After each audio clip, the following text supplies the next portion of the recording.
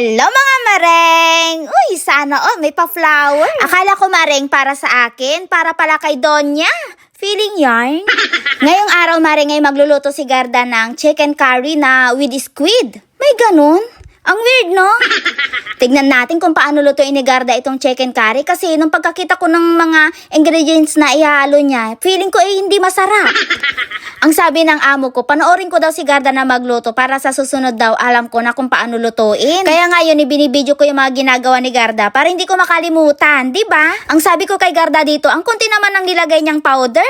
Sabi niya ay okay na daw yan. Tapos nilagyan din niya ng harina. Very konti din mareng. Nilagyan din niya ng konting toyo, tapos maraming mantika. At nilagyan din niya ng gaito mareng. Hindi ko alam kung ano to pero yung amoy niya mareng ay yung amoy ng wine. Marami siyang nilagay niyan mareng. Ano kayang lasa neto? Tapos saka naman minekos-mekos ni Garda. Kung tatanungin niyo maring kung anong amoy, amoy chicken curry nga. Ang sabi ko nga, weird itong lulutuin ni Garda na chicken curry. Ayan, kinukuha na niya yung ibang ingredients na ihalo niya sa chicken curry. Tulad neto, lalagyan niya ng mushroom. Ang alam kong chicken curry maring, ang nilalagay lang ipatatos at saka carrots, di ba? Tapos mga maring, lalagyan din ni Garda ng squid yung lulutuin niyang chicken curry. Tinanong ako ng anak ng amo ko kung anong lulutuin ni Garda. Ang sabi ko naman ay chicken curry na with squid. At ang sabi naman ng anak ng amo ko, so weird daw. Very interesting daw yung combination. Pero tignan natin mamaya maring, baka masarap naman tong lulutuin ni Garda, di ba? Anyway, gayto pala ang panglinis ni Garda sa squid. Tinatanggal niya yung kulay itim tapos yung madulas tinatanggal din niya. Sa pagpe-prepara pa lang ng lulutuin maring, aabutin ka na talaga ng siyam-siyam.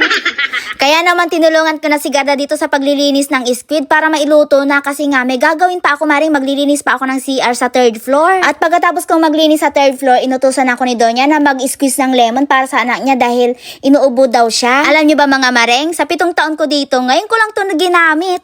Akala ko isira na, pwede pa pala. Naalala ko ang kainin tong mangga na bigay ni Ate Reka mareng.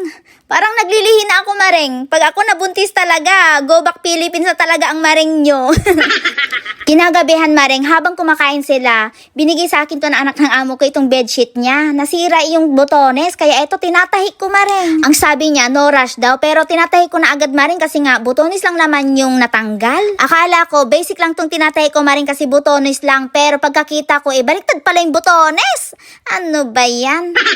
Maya-maya nga, tinawag ako ng amo ko. Akala ko, liligpitin ko na yung mga pinagkainan nila. Yung pala, bibigyan ako ng cake. Birthday pala ng amo ko ngayon mareng, kaya pala may dumating na flower kanina. Tapos yung chicken curry na niluto ni Garda, yung pala yung handa ng amo ko. Yun yung dinner nila ngayong gabi. Ang simple talaga ng mga amo ko mareng. Sa tuwing nagbo-birthday sa kanila, simpleng ganap lang. Pagkatapos nilang kumain mareng, eto pala yung niluto ni Garda na chicken curry. Ang sabi ng amo ko, kumain din daw ako neto. Tignan nyo mareng, hindi ko lang mawari to kung chicken curry ba to or pinapaitan kasi naparami yata ng sabaw. Pero sa tingin pa lang ay mukhang masarap naman. Lamang tiyan din to mareng.